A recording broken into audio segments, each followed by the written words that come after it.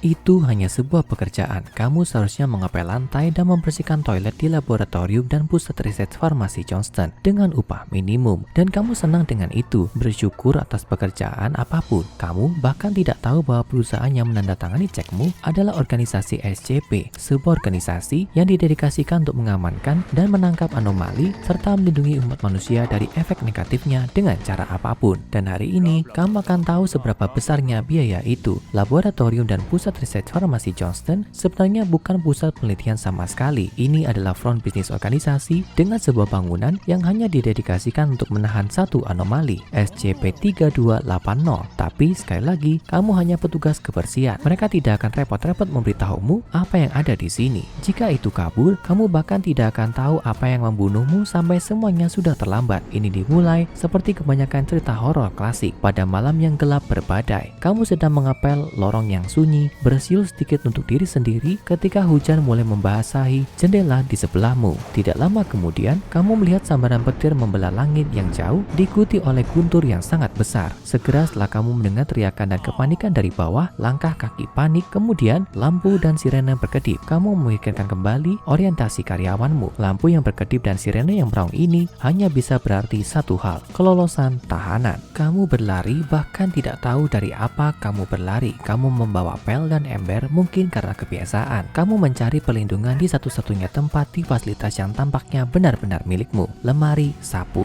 Alarm berbunyi saat kamu mengunci diri di lemari. Kamu gemetar ketakutan dan dapat mendengar teriakan rekan-rekanmu. Kamu mendengar lebih banyak suara berlari, berebut, suara tetesan, tembakan, dan kemudian keheningan. Selama ini, kamu tidak bisa tidak bertanya-tanya, mengapa tidak ada yang datang untuk membantu kami? Setelah beberapa saat, satu-satunya hal yang dapat kamu dengar adalah hujan dan guntur di kejauhan. Sudah berjam-jam, kamu hanya berhasil mencegah dehidrasi dengan meminum air kotor dari tempat pel. Tapi setidaknya, sepertinya kekacauan di luar telah mereda. Dengan hati-hati, kamu membuka pintu dan mengintip dari lemari. Kegelapan, tapi tidak ada gerakan yang terdeteksi. Sekarang kesempatanmu dan kamu mengambilnya, merayap menyusuri lorong. Lorong gelap yang tiba-tiba diterangi oleh petir dan kamu dapat melihat bahwa ada mayat di mana-mana. Kamu melangkahi mayat Dr. Cawthron, salah satu dari sedikit ilmuwan yang bekerja di sini yang benar-benar tahu namamu. Jika kamu bisa sampai ke kantor keamanan, kamu mungkin bisa meminta bantuan melalui radio atau mungkin mengakses terminal komputer. Dalam perjalanan ke kantor, kamu mendengar cerita mengerikan lain mulai bergema melalui kompleks sebelum terputus oleh petir. Kamu harus mengabaikannya dan terus maju. Ketika kamu memasuki ruang keamanan, kamu melihat bahwa kepala petugas keamanan Nichols sudah mati. Tubuhnya telah dipotong dari leher sampai selangkangan terbelah. Anomali apapun itu sudah ada di sini. Kamu mengakses terminal komputer dan membuka file untuk SCP-3280.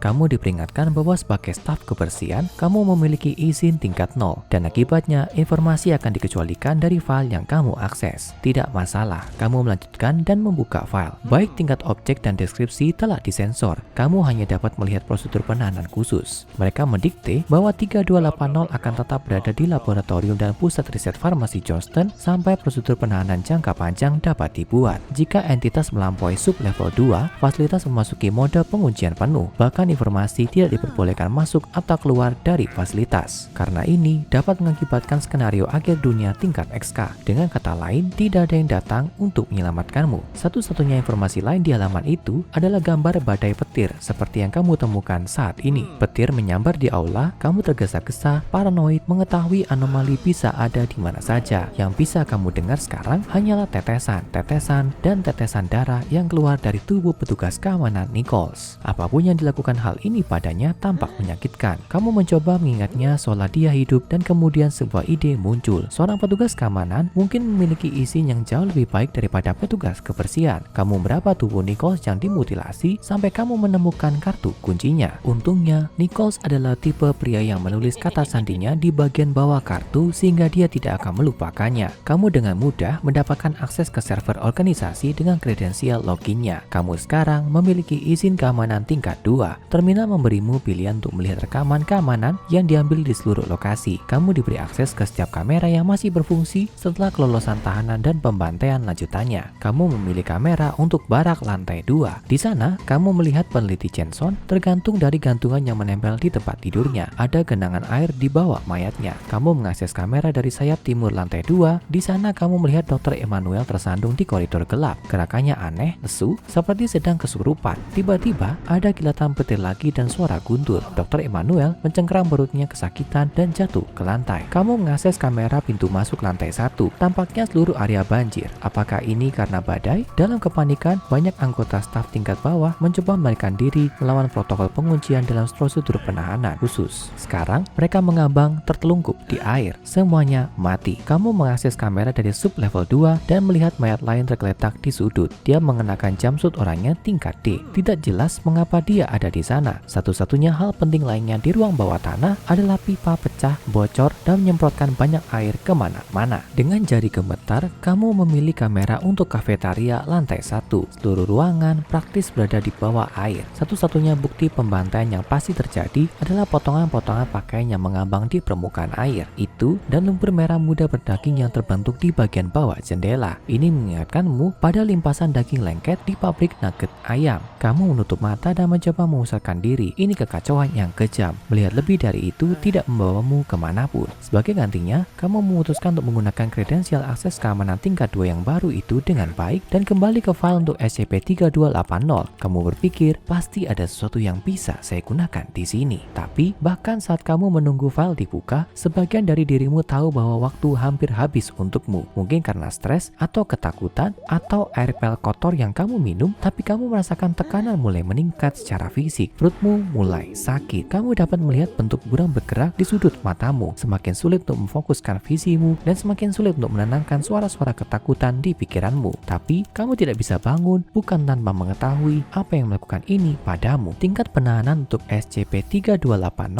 sekarang dideklasifikasi sebagai Euclid dan terlebih lagi prosedur penahanan khusus juga telah berubah. Mereka sekarang menjelaskan bahwa setiap minggu anggota baru tingkat D akan ditempatkan di sarang entitas di sublevel 2 melalui gamma titik akses bawah tanah. Tingkat D atau lebih tepatnya pengorbanan diberitahukan kebohongan tentang mengapa mereka harus turun ke titik terendah di fasilitas itu. Mereka bahkan diberi senter yang berfungsi dan tongkat pelindung untuk menciptakan ilusi bahwa organisasi mengharapkan mereka kembali dari kedalaman. Sedikit yang mereka tahu, mereka juga memiliki pemancar kecil yang dijahit ke dalam jumpsuit mereka. Ini menyiarkan frekuensi yang akan menarik SCP-3280 yang bersemangat menuju ke tingkat D seperti bel makan malam yang bisa didengarnya. File tersebut menetapkan bahwa SCP-3280 selalu lebih memilih mangsa hidup. Ya, setidaknya itu menjelaskan tingkat D yang mati di sublevel 2. Pikirmu, berharap itu akan mengatasi pusing yang kamu rasakan atau rasa sakit yang mengganggu di ususmu. Kamu membaca, entah bagaimana, isian file menjadi lebih parah. Dikatakan bahwa kegagalan untuk mempertahankan penahanan SCP-3280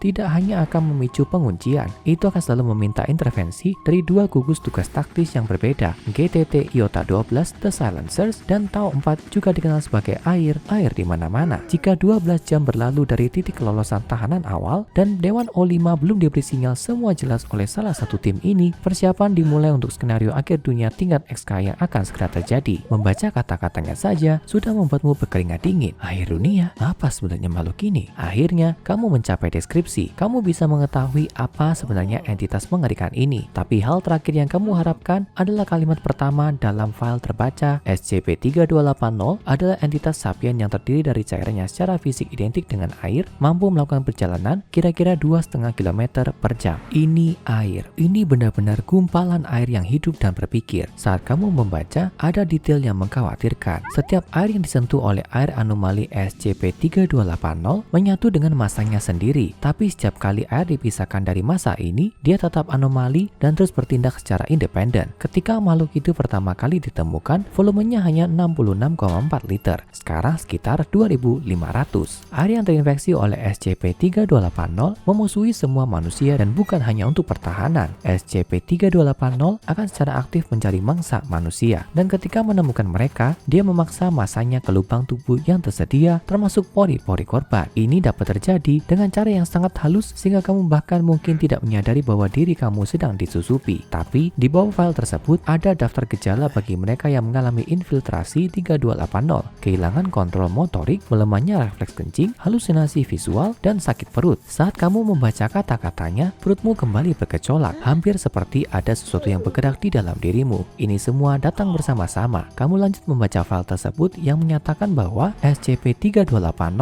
sangat sulit untuk ditampung karena menunjukkan kecenderungan klaustrofobia. Setiap kali ditempatkan dalam wadah, baik organik maupun anorganik, dia lolos dengan tekanan pancaran air yang bergerak dengan kecepatan lebih dari 255 mil per jam. Jika air ada di dalam tubuh manusia, air itu mungkin benar-benar meledak keluar dari mereka, membunuh mereka dalam prosesnya. Mata gelisahmu beralih ke tubuh petugas keamanan Nichols yang hancur. Semuanya masuk akal sekarang. Semuanya menjadi jelas saat rasa sakit di perutmu meningkat intensitasnya. File selanjutnya mengatakan bahwa jika SCP-3280 lolos dari sub-level 2, mungkin tidak mungkin untuk menahannya lagi. Jika 3280 pernah lolos dari lokasi, itu memang akan menyebabkan skenario akhir dunia tingkat XK terungkap karena 3280 bergabung dengan siklus air kita dan menghancurkan semua umat manusia dalam skala global. Ini akan menjadi benar-benar mustahil bagi siapapun untuk melarikan diri. Kamu tidak bisa membaca lagi. Rasa sakit di perutmu tak tertahankan. Kamu tersentak dari tempat dudukmu dan tersandung ke aula. Kesakitan parah. Kamu bisa merasakannya, itu berdenyut di sana, berjuang keluar. Itu pasti masuk melalui air pel kotor yang kamu minum. Kamu bahkan tidak mengetahuinya, tapi nasibmu telah disegel selama berjam-jam. Kamu telah menjadi orang mati yang berjalan. Dengung rasa sakit menumpuk di telingamu dan membuatmu hampir tuli. Yang bisa kamu dengar hanyalah derai hujan dan guntur di kejauhan. Kamu jatuh ke kaca, merasakan dinginnya itu di kulit wajahmu. Dan pada saat itu, kamu melihat tetesan air di kaca jendela dengan arah terbalik. Mereka meluncur ke atas kaca ke arah wajahmu, bertentangan dengan gravitasi. Kemudian kamu menyadari itu sudah berakhir dan bukan hanya untukmu. SCP-3280 telah lolos. Itu ada di luar sana dan itu akan menenggelamkan seluruh dunia. Saat kamu roboh dan bersiap untuk dicapik-capik dari dalam, pikiran terakhirmu adalah setidaknya kamu tidak akan hidup untuk melihatnya. Sekarang, tonton SCP-682, cara organisasi mencoba membunuh reptil yang sulit dihancurkan, dan SCP-1730, apa yang terjadi di lokasi 13 untuk lebih banyak cerita organisasi SCP yang akan membuatmu tidur dengan lampu menyala.